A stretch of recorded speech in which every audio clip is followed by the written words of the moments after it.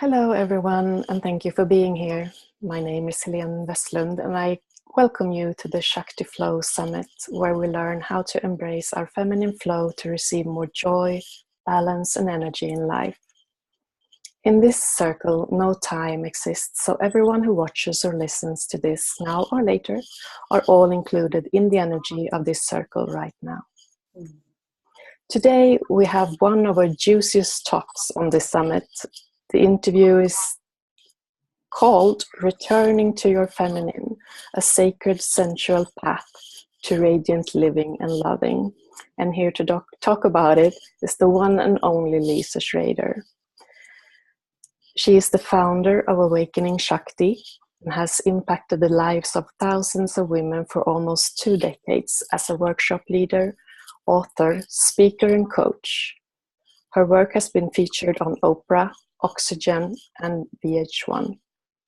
She is on the faculty of the Shift Network, where she has hosted the Global Shakti Summit on sensuality, sex, and the sacred. She is the author of Kama Sutra 52, a year's worth of the best positions for passion and pleasure from Quiver Books. She also has a private practice supporting clients worldwide and is recognized as a professional certified coach by the International Coach Federation. She lives a life rich with deep relationships, connection to nature, and abundant joy in Sierra foothills of Northern California. Welcome, Lisa. Thank you very much. Very happy to be here. Oh, that is so sweet. The summit is called Shakti Flow.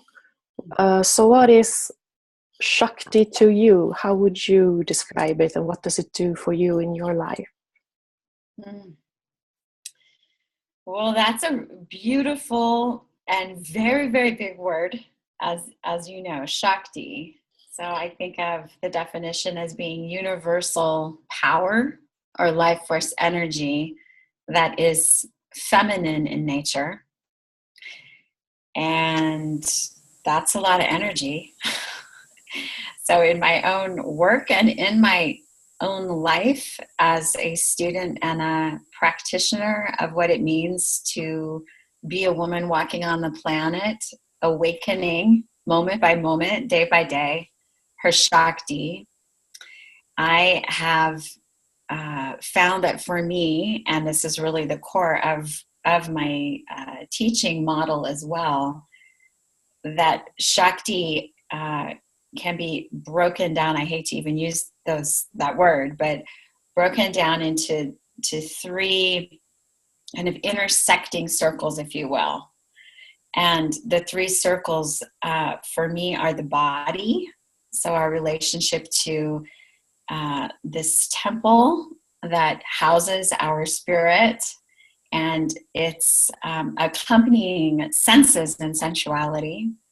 So I have the body aspect, which I think of also as the lever, and then the heart, our access to love and our capacity to bring that quality of the Divine Mother through our heart centers as women awakening to Shakti. So that's the second center. And then the third I think of as more connected to our crown, our queen. I actually call it leader, but it's that knowing of ourselves as soul. So in short, it's body, heart, and soul, or lover, mother, leader for me in working with these intersecting aspects of what I call Shakti. And that really keeps me grounded and centered and true, regardless of what I'm doing, whether I'm running my company or whether I'm making love to my beloved or whether I'm laying on the beautiful river where I live, where I get to spend a lot of time enjoying the elements. It's really a way of orienting for me to my center, which is very much summed up with the word Shakti. So it's a good question. I hope that gave a little bit. Sums it up. So why is it so important for women of today to integrate the Shakti power in their lives? Well, I think there's nothing more important, not just for women, but for all of us on the planet, because I believe it's a return to our wholeness and our balance. You know, as you know, and all of us have been a part of and affected by this, you know, thousands of years that we've had. You could call it patriarchy, you could call it the dominance of the mind or the head, where we've been really living from the neck up, thinking that our intelligence only resides up here in our cranium. Yes. Which of course it does, but another way to orient towards that I'm really feeling quite connected to is this very ancient model of the quaternity. And so if we think about the 4 cardinal points in the circle, yes, this element of the head or the air is the actual element there in this model. That is no more important to life than the heart, the emotional intelligence that we have, which of course is the water element, or the body, which is the earth of us, or the fire, which is our soul or our spirit.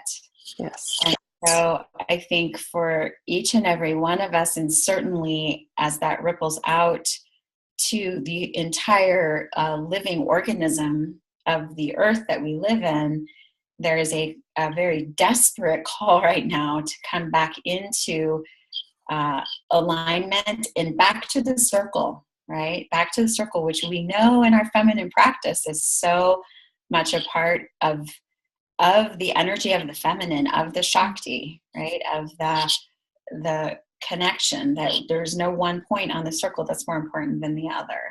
No. And so when we're talking about social justice or the environment, I think we can really use this model to come back to an orientation of our own wholeness. So it's all back to the circle. How can, well, not just women, both men and women, how can we integrate the feminine energy into our lives today?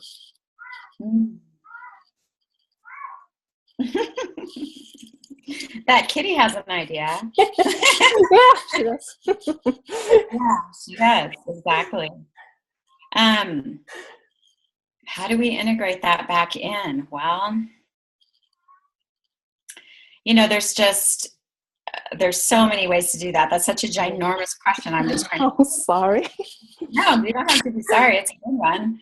Just an entry place for that. So, I mean, just going back to that model that I offered, that is certainly one way that I orient towards connecting with the feminine on a daily basis, which is checking in with my own centers, if you will. Yes. Right? How am I doing in my physical body? Am I caring for, as Mary Oliver says in her beautiful poem, the soft animal of me? Am I letting the soft animal of me love what it loves? And in that way, caring for the body. And I think this is an incredibly important message for us as women, because we tend to absorb so much conditioning. By the way, I am not immune to this in my own life. There's so much conditioning about the way the body is supposed to look or be, or it's not enough, or it's too much, or it's aging, or it's not sexy enough, or whatever those messages are. So it's ever more important. And I'm not saying that men don't deal with that as well. I believe that men do as well, you know, their own insecurities about their bodies. But that's just one example of how do we care for the body. It might begin with just noticing that continual dialogue that we have that is telling us we're not okay, and starting to become even just aware of that, and starting to also feed the body some more loving messages of, thank you for the strength of my legs that's holding me up right now. And thank you for this heart that is beating. And thank you for these eyes that fill with tears when I'm touched by beauty or grief.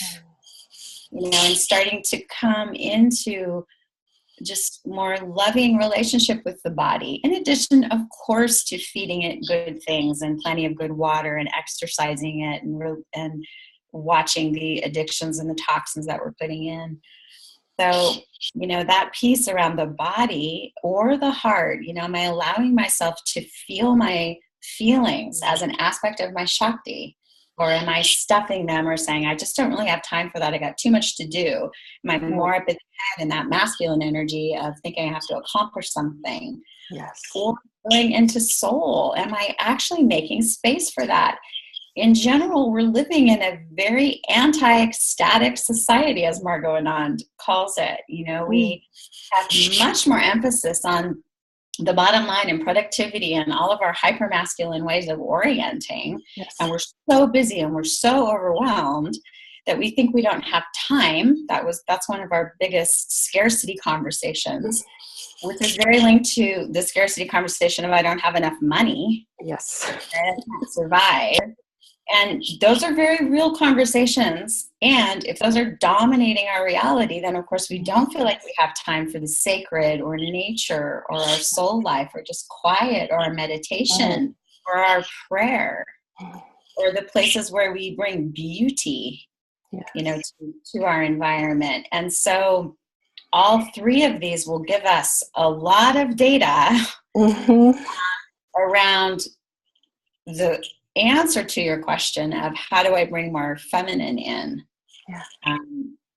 And for me, just on a very practical level, I really look at the arc of my day as, a busy mother, lover, leader.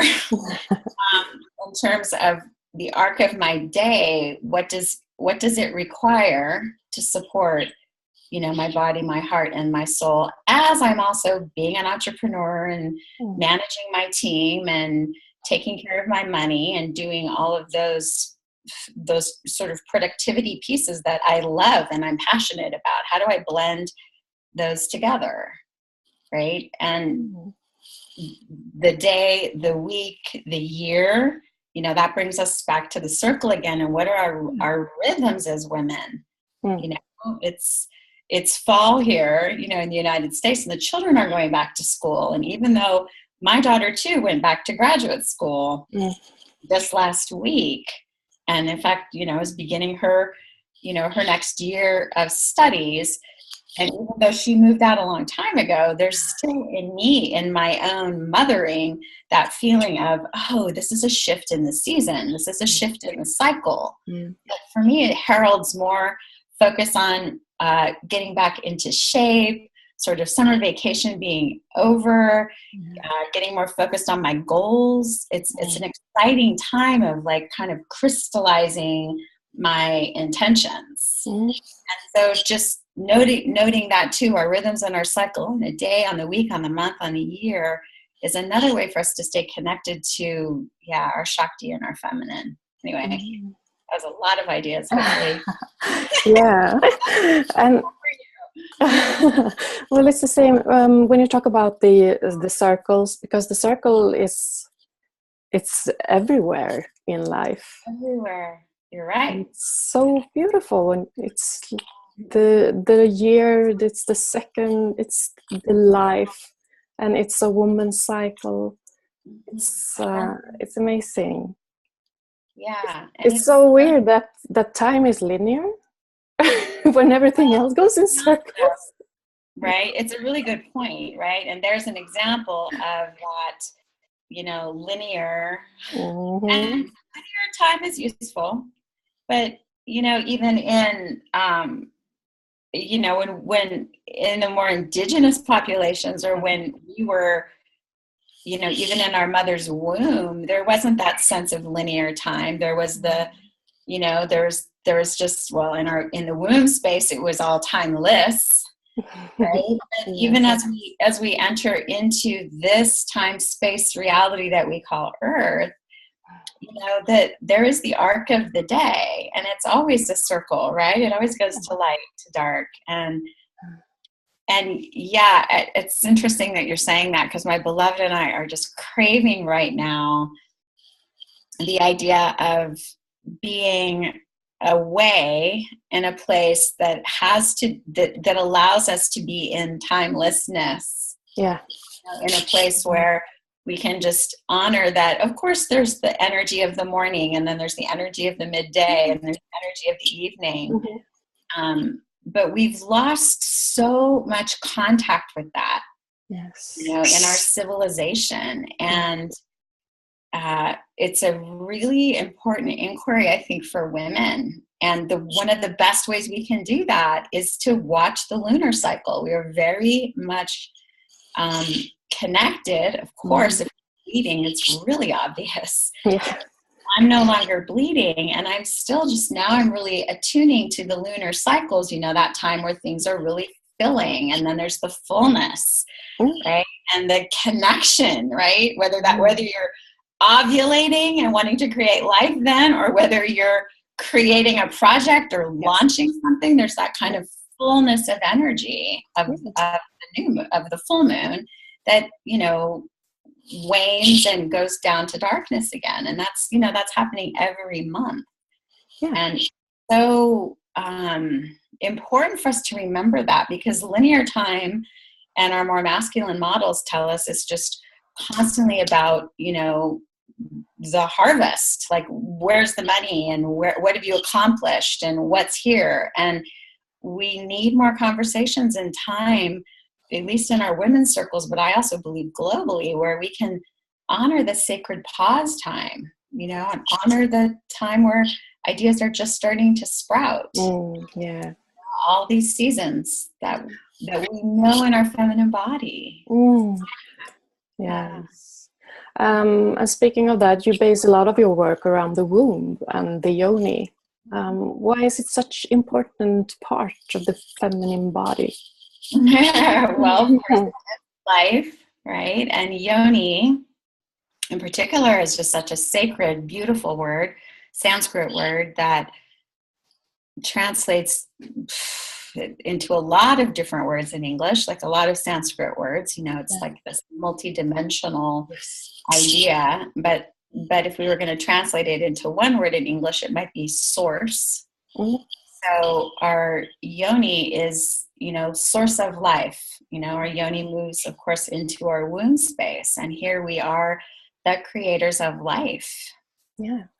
And so when we connect to that creativity in our womb, and again, this isn't about just creating biological life. It's about all of our creations, all of our dreams that get nurtured and nourished and gestate and know how to wait, and know how to receive the nutrients. Right? We have a deep, genetic imprint around what it means to create in a feminine way right here in the body. And of course, yoni being this portal into what I think of as the temple. Yeah. Right? And so when we also then honor our sexuality as sacred, honor our pleasure as sacred, one of the main tenets that is one that unites the many different streams of Tantra is that pleasure can be a gateway to the divine. Pleasure has all kinds of shadow aspects, as we know. Anybody that's had an entire quart of Haagen-Dazs, there's plenty of shadow aspects to pleasure. But at least how I feel about it, or how I teach it, is that when we allow ourselves to really stay in the frequency of our longing and our desire and the pleasure of being in a human, being a spirit that's incarnated with this much love and this much sensuality, we allow ourselves to stay in the frequency of that, whether we're eating Haagen-Dazs ice cream, or whether we're making love, or whether we're laying on a sunny granite rock by the river, then we truly do start to just get a little taste, I think, of the frequency of what the divine is, the light, the electricity, the possibility, and frankly, the emptiness, the darkness, the openness, the field of all possibilities, right? That we might taste when we have our most ecstatic moments, or when we feel that surrendering of our little self, or our, our ego identity, and we kind of merge back into the field of love and light, whatever we want to call that. So this body is the portal. It was perfectly designed to be a portal for that. Yeah. And would that we had more support and more guidance as we were in these bodies to love them, rather than thinking of our sexuality as something that needs to be used to get what we want, or please somebody else, or making it wrong, or not listening to what it's trying to tell us. I believe, our womb, and certainly our yoni, is a guru for us as women, to really show us what we value, what we love, what our truth is, and also where our boundaries maybe are. Yes. What doesn't work. Yeah. And when we remember that, it doesn't mean we abdicate the mind, the intelligence of the mind, but when we're constantly up in the mind trying to find our answers, particularly I would say as a woman, and we've been trained to do that and to gather evidence and to make our case and all of that. Those are great skills, but we want to remember again that quaternity. That's only a quarter, you might say, right? And the body has so much intelligence for us, wisdom and guidance, and the heart, of course, and our soul and spirit. So, yes, yoni womb is I would say, a portal, a gateway into, that level of intelligence that we all have. Yes. And you have prepared a little activation for us, an activity that we can do together. Can you tell us a little about it and then guide us through it, please? Well, let us, since we're in the womb and in the yoni, I would invite us to stop talking about it, and I'm just going to guide us into a more embodied practice. Right? So, hearing about spiritual practices, right? Or reading about how to meditate or have an embodied experience is no substitute for actually doing it. It's funny how we forget that. So whether you can do that, I'm inviting you to pause. If you've been doing other things while you're listening, and if you're not able to do that right now, then to just know that it's an invitation to come back when you do have a moment where you can pause just for a few moments. And so I would invite us to place a hand on our heart and on our womb or our yoni. So just placing a hand there. And always the portal in is the breath, So just letting all this information, these ideas, these concepts just kind of rain down to the earth, just relaxing your head, relaxing your thinking, and inviting yourself to bring all of your attention, or as much of it as you can gather right now, to awareness with your breath. Deepening and lengthening the breath,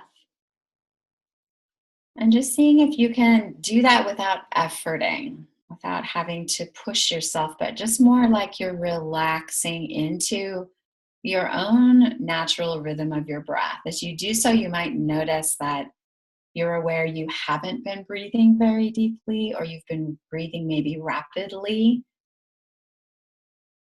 And so just inviting your breath to just maybe slow down a little bit, or have the breath lengthen just a little bit. And as you do so now, I'm just going to ask you to pay attention to your body. So as I'm slowing down and I'm coming into my body with you and paying attention to where my breath is, my body is saying it wants some gentle movement. My body almost always says this to me when I pay attention. And so I'm actually standing with you right now. So it's actually very easy for me to bring just a little bit of movement to my neck, to my shoulders, to my hips, to my belly. Just got my knees bent slightly, and that is making my body so happy. So I really want to ask you to feel your body right now. Maybe your body's been moving all day long and it just wants stillness. Or maybe there's a particular place in your body that is really in pain right now, or it just feels cranky.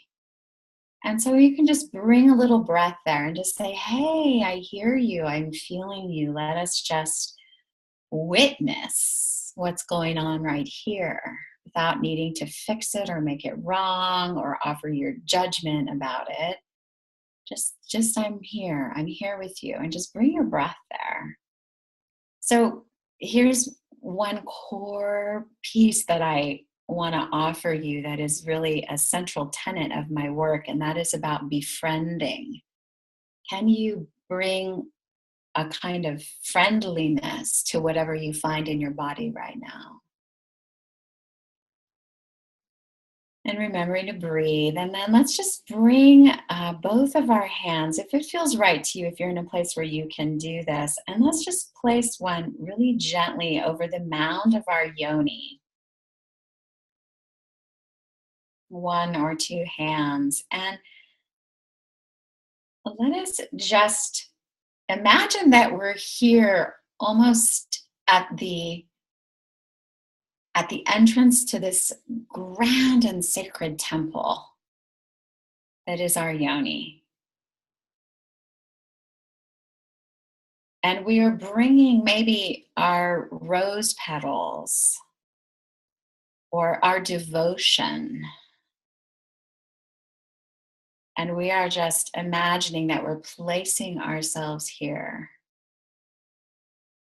So many times when we come to yoni, we come with so many demands. Let's not even talk about how many times we or others have stormed the gates of this temple without so much as a moment of reverence or the common courtesy of asking permission to enter.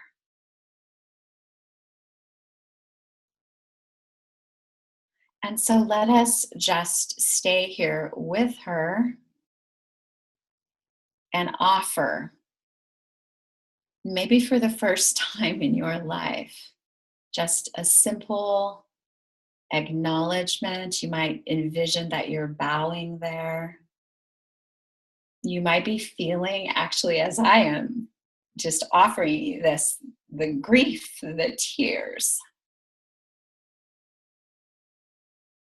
of regret or sadness, or maybe their joy of just having this moment of reverence with your own body temple.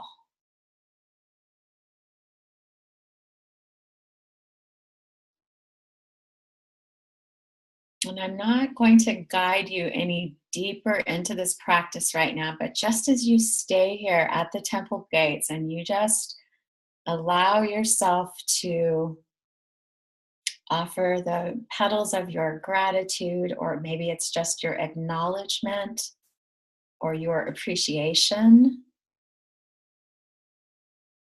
I want to seed for you the idea that you return here with your breath, with this simple gesture of a loving hand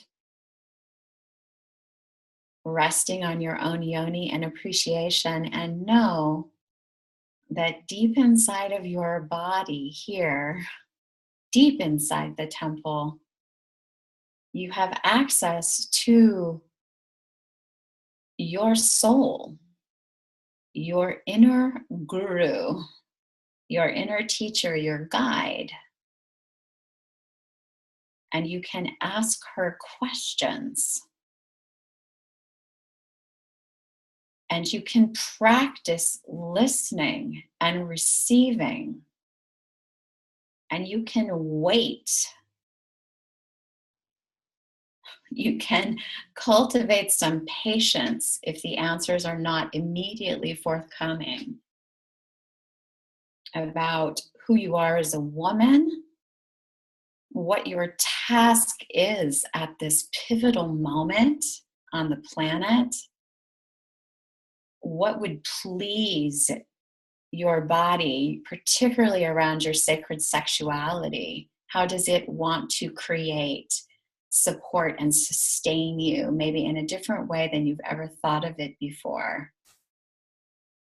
How can the pleasure that is possible here in your body be the nectar, the mana, the nourishment to give you the energy to speak your truth or create your art or write your book or be the best mother that you can be or run your multinational corporation in a way that's aligned with your own feminine, whatever it is that's calling you forward. What would it look like for you to source it right here, where it has always been for you?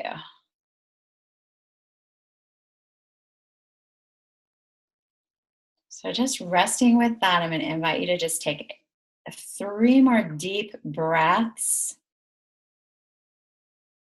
Just giving appreciation for whatever the meditation has been for you, whatever you've received. And I invite you, before you open your eyes, if you've had your eyes closed, to just bring your hands gently to the heart and take a moment to honor your feminine heart and maybe bow just slightly to your own heart, to bowing to the temple that is your body. And very, very gently, when you're ready, just opening your eyes and coming back to this moment, this circle.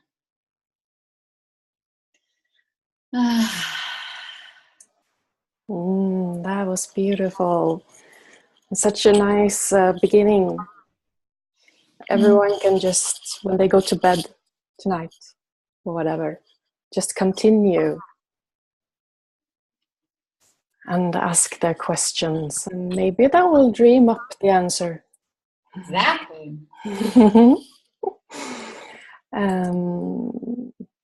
Yeah. And you also have a free gift for us.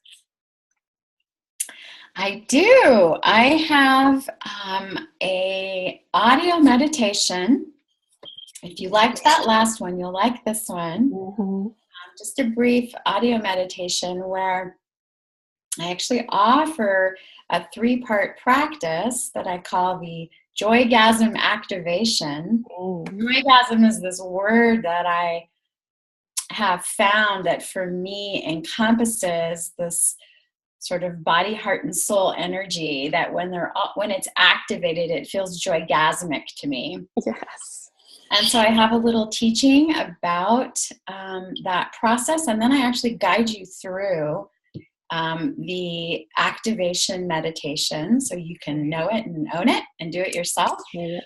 And then I have a little beautiful little designed altar card that actually gives you some ideas about the 3-part activation, and it's just a love. I call it a manifesto of awakening. So it's a yummy little gift, and I invite you all to come and get it if you would like it. It's my joy to make that available to you. That is so sweet. Thank you so much. And thank you for wanting to be a part of this. I'm pretty sure I speak for everyone listening or watching this when I say that we will definitely integrate some more pleasure and sensuality in our lives. Thank you so much. Thank you, beautiful. And I just wish you all of the best and many, many blessings to you and your beautiful work in the world. And may this ripple out to all of the women and all of the men that they touch and the children that they touch, so that we can just know that even in this little way, whatever little way we might be participating, I believe that sends that ripple of Shakti out to the planet, and she's just soaking it up. Oh, yeah. So beautiful. So thank you. Mwah. So much love to you. Oh, thank you. And to you and everyone else in this circle, just keep the Shakti flowing. Thank you.